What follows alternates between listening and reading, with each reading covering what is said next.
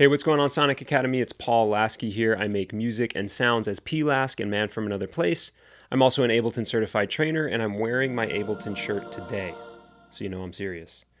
But what I wanted to talk about with you guys today is some of the brand new features that kind of went under the radar with the launch of Ableton Live 12.1. We have, of course, the big features like auto shift, which I did a video on a while back for Sonic Academy, which came out with 12.1. But there are a bunch of small workflow features, some hotkey things. There's the ability to show your undo history. There's a lot of small things here that they've added that I think are great quality of life features and that I find myself using a lot, and I wanted to share with you, the Sonic Academy community. So without further ado, let's jump right in and check some of these brand new sleeper features out in Ableton Live 12.1. So let's kick things off with the first new feature that I personally think is my favorite. I don't know where this has been all my life, but that is the ability to show our undo history inside our projects, which is amazing. So if you're on a Mac and you press Command Z, you can undo. If you're on a PC, you press Control Z. But if you press Option or Alt, Command or Control, and Z, it'll open this side panel that shows your entire undo history.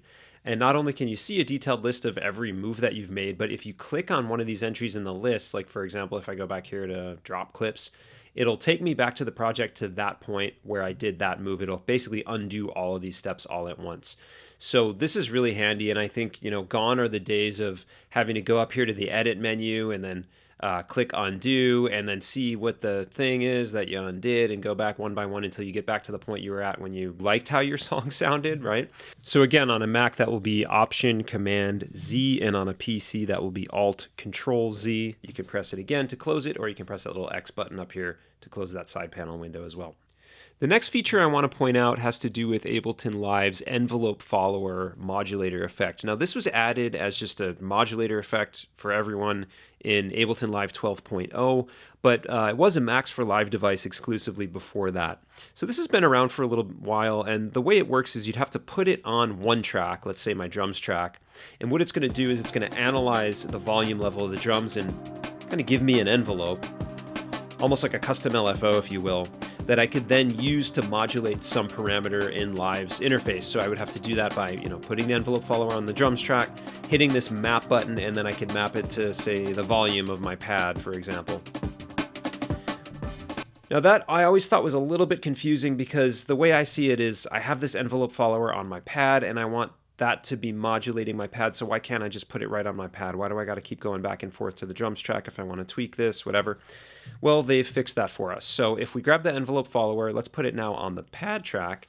They've added a sidechain input to the envelope follower, so we can basically put this on the track that we want to modulate and then just tell it to read audio from a track somewhere else in our project, similar to how you might do sidechain compression, right? So let's turn the sidechain on. I'm going to tell it to receive audio from my drums track, and this is very important. We want to turn this mix parameter up. That means that it's receiving the signal from the drums track rather than directly from the pad track, which isn't really going to do all that much for us. But if I turn the mix all the way up, now you can see that dynamic envelope that's being created is following the dynamics of my drums, and then I can map this. Let's map it to the track volume for now of my pad. And I'm going to switch it so instead of going plus and minus, meaning it's modulating this value up and then down, I actually just want it to modulate it up. So we're going to click, turns that button into a plus. Now it's starting here and it's raising the volume up. Let's perhaps turn the gain up a little bit. That's going to just increase the height of our curve here. It's not going to increase the volume of the drums or the volume of the, well, it will increase the volume of the pad because I'm modulating the volume, but it's not increasing the volume of the input signal. It's just increasing the amplitude of this curve here. I want to be careful because my output is going into the red a little bit. Might not be a bad idea to put a limiter after this, which I'm not going to explain it in this video, but Ableton did update their limiter effect, and it's really fantastic. Just looks much better too. So now, with this envelope follower placed directly on the pad, I have it receiving input from the drums, and that volume envelope of the drums is dynamically moving my pad, making it sound a little bit more interesting than just long, droning, sustaining notes, which sometimes those are cool too, but I wanted this to bounce a little bit more here.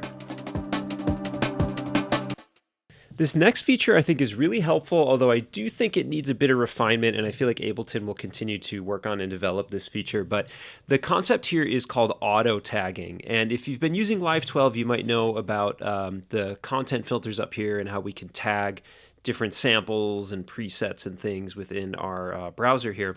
But did you know that if you have folders that you've added down here in places, like for example, this samples and loops folder is a big mega folder of every single sample pack I've collected over probably 20 years. And it's just way more stuff than I've ever had time to sit down and actually sift through, although I have sifted through a lot of it.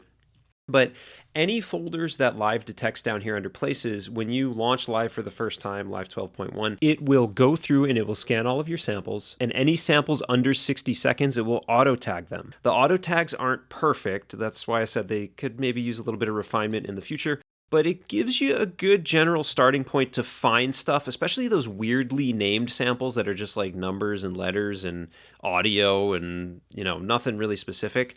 So in my samples and loops folders here, I have just tons of stuff, like I said, that I haven't gone through yet. And a lot of them are just named very oddly. So it'd be nice to find, for example, something to go with this beat. I just found these two loops in Ableton's core library. And I'm thinking I want to add some sort of like vocal loop here. So let's, selecting my samples and loops folder here, which contains all of my sample folders here. Let's find something that's a loop. That is maybe a voice and a choir, sure.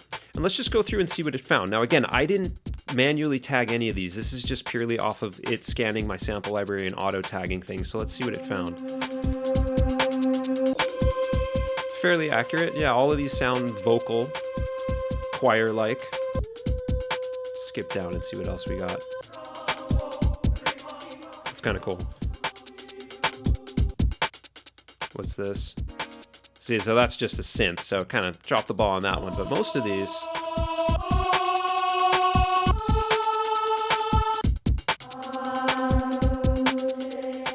that's kind of cool. If I threw that in and added some reverb on it, I could make something happen with that.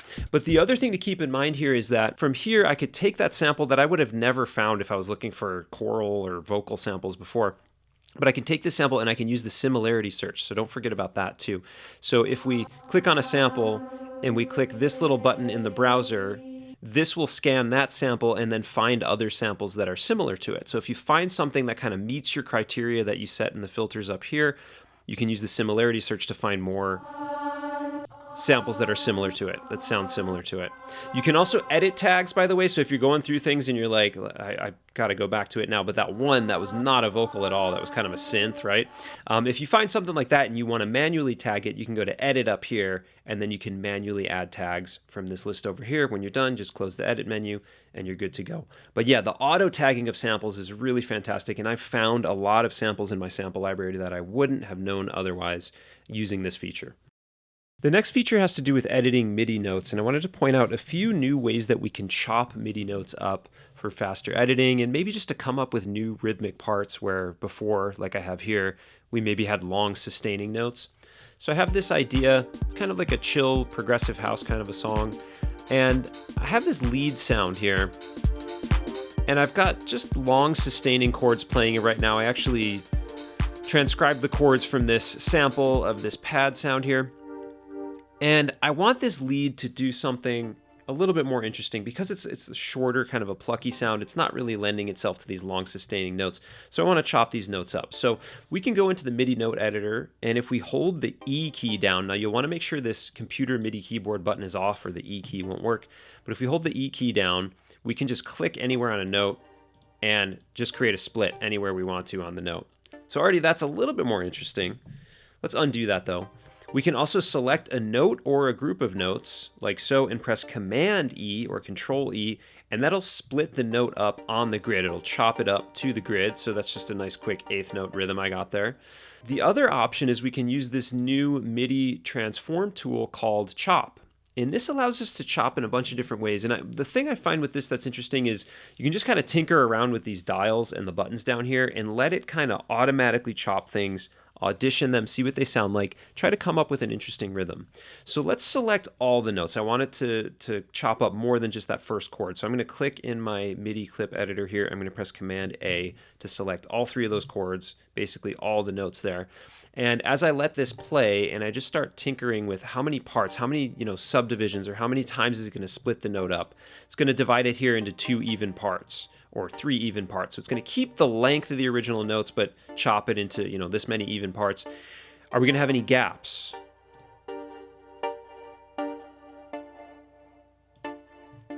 Let's increase the number of parts here. Kind of like that. We can also use this stretch factor down here. This will take one or multiple notes in the chopped notes that it spat out for us, and it'll take it and it'll stretch it by a factor of either 2 or all the way up to 8.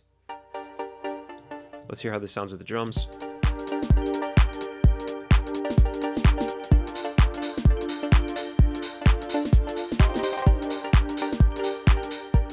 Interesting. Got a little bit of a swing going on there.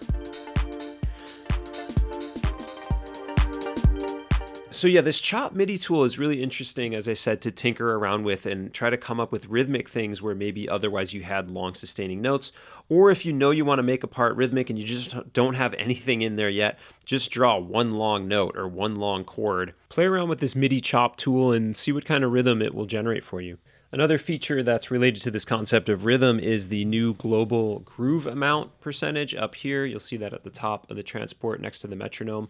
And then also the auto load groove button in the groove pool. So if you use the groove pool a lot like me, one thing you'll notice is that they removed the groove pool open and close button down here, which is very frustrating in my opinion. But you can open and close the groove pool by clicking this little drop down arrow next to where you would open and close the browser and select groove pool from there. You can also press Option Command 6 if you're on a Mac, or Alt Control 6 on a PC. I don't know why they made it so hard to find now, but it's there still. But you'll see in the groove pool next to the save and the hotspot buttons, we have this new auto load groove button. And so if you have a groove that you're using on a bunch of clips, like I have the groove here on these drums. Let me just solo the drums for a moment here. I have this, let me open the groove pool. I have this MPC 16 double down groove that I've customized a little bit.